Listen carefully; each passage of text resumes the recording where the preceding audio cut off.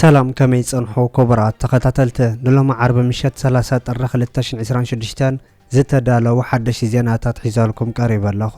መከታተልኩም ይዕድም ፈለማ ቀንደብታቱ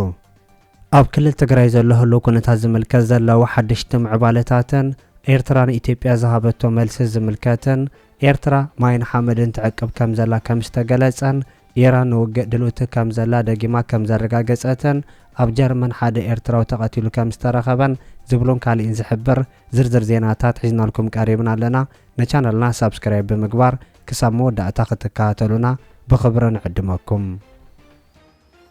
ኢራን ውግእ ድልውቲ ከም ዘላ ደጊማ ረጋጊጻ ካብ ኣሜሪካ ቅድሚ ሕጂ ተራእዩ ዘይፈልጥ መጥቃዕቲ ክወርዳ ምዃኑ ዝነገራላ ዘሎ ኢራን ንኩናት ድልውቲ ምዃና ደጊማ ምግላጻ ተሓቢሩ ሚኒስትር ወጻኢ ጉዳይ ኢራን ኣባስ ኣርጋቻ ኣብ ቱርክ ኣብ ዝሃቦ ጋዜጣዊ መግለጺ በወገኑ ሃገሩ ንኹሉ ድልውቲ ከም ዘላ ብምሕባር ንውግእ ዘለዋ ቅርቡነት بوقع مجلس أون تحبيرو إيران أمريكا بزدليتو أجاباب أبزتخت دلونتا أنت زيارة جيسا حاوك زنبا مخانو زحبرو مجلس تاس من محدار ترامب جنا أبزقاو حلو زلو أوان نا إيران منيسر وصاق قداي مسناي ترك سب السلطان كزات مخانو زفلت كوينو ترك أبقون إيران كتكون زعدم مجشا مخانوون نايتها جرمن جتاتي قالسو إت منيسر وصاق قداي بزهبو غازيتو مجلس وسيخوون إيران زت دلوتو كان تخونت كبيس قاعد فتير كاز جبر زتجن إيد كام هاب ترايك خون كم زخل أميتو الله أبت غازيتو وعلى بتر مدر زهابة منيسر مس أمريكا مزتاي أبزق ززق كم زي كأل زنجرة منيسر وصاق قداي إسلامية ريبابليك إيران نخلتي وجهن سلاما دلوت مخانا كام مجلس جناي تقوتبن إيران كابت أبز حلفة ورحسنا بستخايدة ني 10 تخلت معلتات كوينات العلا نكوينات تدالا كم زلا زحبرة منيسر أبزق زز أمريكا بغتات ساتفا سلزلا اتكونتات كابت قدم حج استفاليك خون مخانوون قاليسو الله مستر قوم الزنو غازيتاو مجلس زكايدا منيسر وصاق قدا إيران أرجعتي هاجرو ترجم أبزلا والأولونة تزبن هاجرن أبز خبر ذاتك كتساتف كم تخيل كجالس إنكارلا أمريكا بلا إيران متقعد انتخافيتا مع كلام مبرأ حنساب النحوارون كغير مخوانو آتم بيو خمزر لون بتوساخي حبار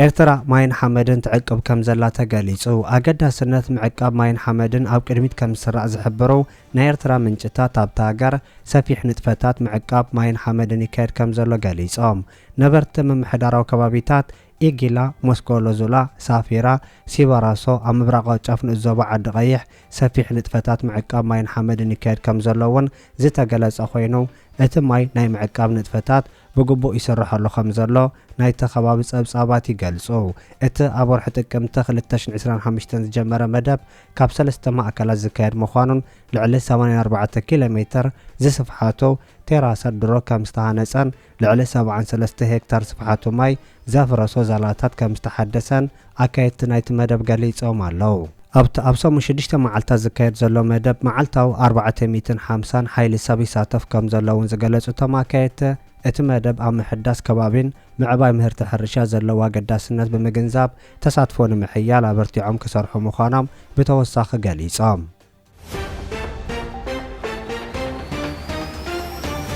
أب جرمن مويت استرخب ود 14 عامت إيرتراو نبزحات يزرارب الله أب جرمن حدا إيرتراو كم زخون استقلص أمن إساي مويتو كم استرخب ما كان زيناتها هاجر زقلص أخوينان ريسانا يتود 14 عامت أبكا بكتما دورماخن بحالفت منقد كم استرخب WDR استبهال فلت ما كان زينا زقلص أخوينو بوليس كم زحبرو دما يتود 14 عامت كاب إيرترا كم زمص قاليص الله سدرا بيتو بزعبا موتو فليطم كم زلوون حيالو ما كان زيناتها هاجر يقلص الله أخبرت حق كم زحبروا اتو يسيف استبهال ود زخونه غبناو دحر بايتا كم زيبلو زقلص خوينم أب استفلالي سبورت كلبات زساتف زنبر ايو أب أكلاتو ملكتات مهارمت كم صنحو زحبرو بولايس بچكانه تقاتلو كخون كم زخل قاليصوم الله حبريتان زهابو دما 5000 يورو قنعو كهبو مخانم زقلص خوينم مرتعاتاتن أمتاتن بقصالي قمقم كوانتالو أبز اوان زي ناب كبير قابن زي انفتي كبل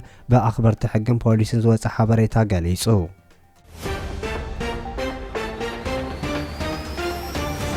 ኤርትራ ንሰልፍ ብልጽግና ዝምልከት መግለጽ አውጽያ ከሞትሩ ናይ ብልጽግና ሰልፍ ኣብ ዝሓለፈ ሒደት ሰሙናት ዕግርግር ዝመልኦ ህዝባዊ ዲፕሎማሲ ከካይድ ከም ዝቐነየ በቲ ዲፕሎማሲያዊ ጎስጓሳት ተጎልቢቦ ክሕባእ ምፍታኑ ናይ ኤርትራ ናይ ዜና ሚኒስተር አቶ የማነ ገብረ መስቀል ሓቢሩ ኣብ ናይ ጎረባብቱ ጸጋ ተመርኩዞ ኣብ ስልጣን ክጸንሕ ዝወጠነ ተሰልፈ ሉላው ኣፍ ደገ ባሕሪ ኤርትራ ምምናዩ ከይኣኽሎ ህላውነቱ ኣብ ምዛዕ ጸጋታት ጎረባብቱ ኣመርኩዞ ክቐርብ ይረአ ከም ዘሎ እቲ ሚኒስተር ወሲኹ ገሊጹ ኢትዮጵያ ብምርዳእ ምትሕባርን ኣብ ቀርኒ ኣፍሪቃ ገጅፍ ዕድላት ተጠቃምነት ከም ዘለዋ ዝሕብር እቲ ሚኒስተር ዞባዊ ምርጋእን ጸጥታን ሃስዩ ኣብ ዝኾነ ሙጉታት ካብ ምእታው ክትቆጠብ ደጊሙ ምጽውዕ እውን ብተወሳኺ ተገሊጹ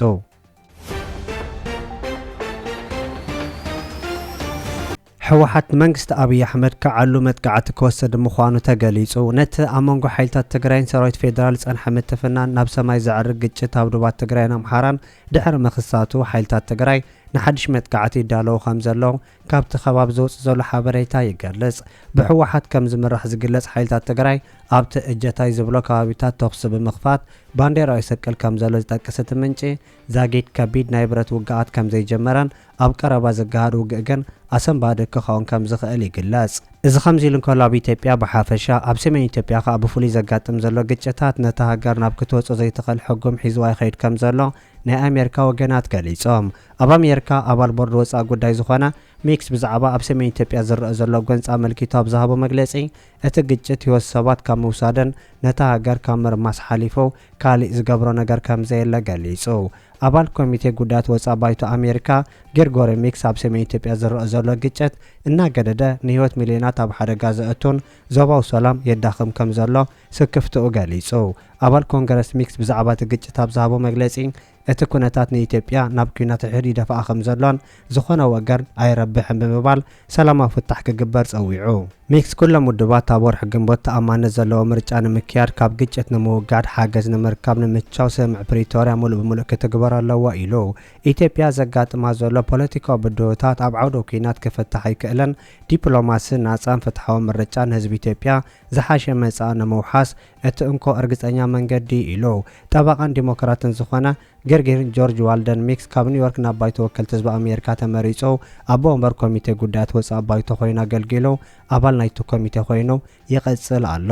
ሕብረት ኣፍሪካ እውን ብወገኑ ኣብ ኢትዮጵያ ዘጋጥም ዘሎ ግጭት ኣዝዩ ከም ዘተሓሳሰቦ ክገልጽ እንከሎ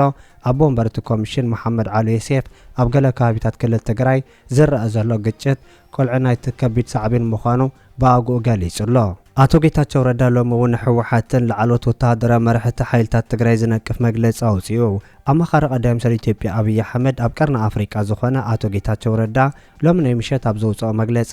ኣብዘን ዝሓለፈ መዓልታት ዝተኻየደ ውግእ ሓይልታት ትግራይ ከም ዝተሃሰዩን ብዙሓት መንእሰያት ትግራይ ከም ዝሞቱን ከም ዝቐሰሉን ዝገለጸ ኮይኑ በቲ ኸድዎ ዘለኹም ኣካይዳ ትግራይ ካብቲ ሕጂ ኣያና ትብልዎ ዘለኹም ኢሳያስ ዝመርሓ ኤርትራ ብዝገረደ መንእሰይ ኣልቦ ትገብርዎ ኣለኹም ካብቲ ናይ ቀደም ባህልኹም ብዝተፈለየ መንገዲ ውግኣት ከይተረፈ ራሕሪኻ ዝኽየደሉ ርእስኻ ዘድንን ኣገባብ ኣብዘን 3-4 መዓልቲ ንዕዘብ ኣለና ይሐምም እዩ ኢሉ ኣብ ትግራይ ሕብረተሰብ ካብ ባንክታት ገንዘብ ንምውፃእ በብባንኩ ነዊሕ ወረፋታት ምርኣይ ልሙድ ተርእዮታት እናኾነ መጺኡ ኣብ ቀረባ እዋናት ድማ ሕብረተሰብ ዘውፅኦ መጠን ገንዘብ ካብቲ ብሄራዊ ባንክ ዝኣወጀ መጠን ገንዘብ እናቐነሰ ከም ዝመፀን ሕዚ ግና ዋላ ውስን ገንዘብ እውን ካብ ንግዲ ባንኪ ኢትዮጵያ ሓዊሱ ኣብ ዝተፈላለዩ ባንክታት ዘለዎም ገንዘብ ከውፅኡ ከም ዘይከኣሉን ቅድም ኢለን ግልጋሎት ዝባ ዝነበራ ማሽናት ኤቲኤም እውን ቅድሚ ውስን መዓልታት ጠቕሊለን ከም ዝተዓፀዋ ነበርቲ ከተማ መቐለ ይገልጹ ግልጋሎት ኣነ ለምጻኒ ወጻኢ የደሊ ቅርሺ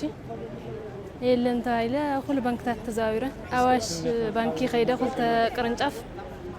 ኣብዝለ ሳልሳይ መጽን ይኹ ራውዕ ዝና ምድረገነት ኢትዮጵያ ለኸይደ የለ ወጻኢ የለን ተባይለ ይምለስ ለኹ ኣቲና ጠየቅናዮም ትራንስፈር ካብ ሰላስተ ትራንስፈር ትገብሩ ቅርሺ ግን የለ ኢሎምና ኣሎ ቅድሚ 2-3 መዓልቲ ይሁ ነይሮም እዮም ሕዚ ሎማ ዓንቲ እዮም ትራንስፈር ኢሎምና ኣለዉ እንታይ ምዃኑ የተረድአና ናይ ሎማ ዓንቲ ግን ፍልይ ዝበለ ኮይኑ ተራእዩና የለን ግልጋሎት ብጣዕሚ ኣሸጋሪ እኒአ ካብ ኣድሓ ብእግረይ ዘጓዕዘወልኩ እየ ናብዚ እግረይ ጥዕና የብለይን ኣነ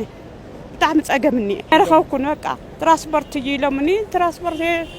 ኣይክእልን ምሕላፍ እውን የብለይን ከዓ ናብ መን ክሕልፎ ራብዓየይ ባንኪ እየ ዝኣቱ ኣለኹ ኣነ ኣብዚ ኣብዚኣ እውን ስቑኢለ ይምለስ ኣለኹ ግልጋሎት ብጣዕሚ ሓፂሩ እዩ ዘሎ ማለት ኣይሲ ምንም ግልጋሎት ኣይሂብን ዘሎ ባንኪ ለካስ ሰብ ሁሉ ተጨናኒቑ ዘሎ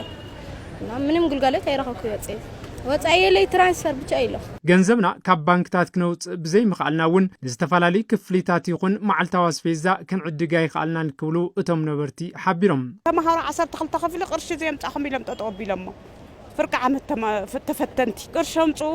ተዘምጺኹም ኣይንፍትነኩም 12 ፍርቂ ዓመት ኢሎሞ የለን ሱቕ ኢለ ይምለሰለኹ ትወደይ ጠጠው ኢልኒ ግን ትራንስፈር ኒኦ ገለይሎም ትራንስፈር ተገር خلላ በኢኹሞ በሃሜ ካትረኸ ገለይ ተረደኒ ወጻይ اللي مستعد تمليسات توسنا جن سبس منهم قرش ليك صنح خالي ولا أنا نسخس حملوا أصحاب مجرد محشي بالكم أنا كل تشح زنويرة زيتي كل تشح سلستن غير أمه فكل تشح هو منات مالي كل تشحس نتا زيتوني أخلتنا نقول حيزنا نتاي نكبر ملعلت تسقم نمفلات تلفزيون تግራይ نحلفت ዝተፈላልይ ባንክታት ብስልኪ ይኹን በአካል ንምርካብ ዝገብሮ ጻዕሪ ኣይተሰቅዓን እቶም ሓለፍቲ ንመልሲ ቅርባታው ዝኾኑ ልዋን ንመልሶም ክነተኣናግድ ምዃንና ክንሕብር ንፈቱም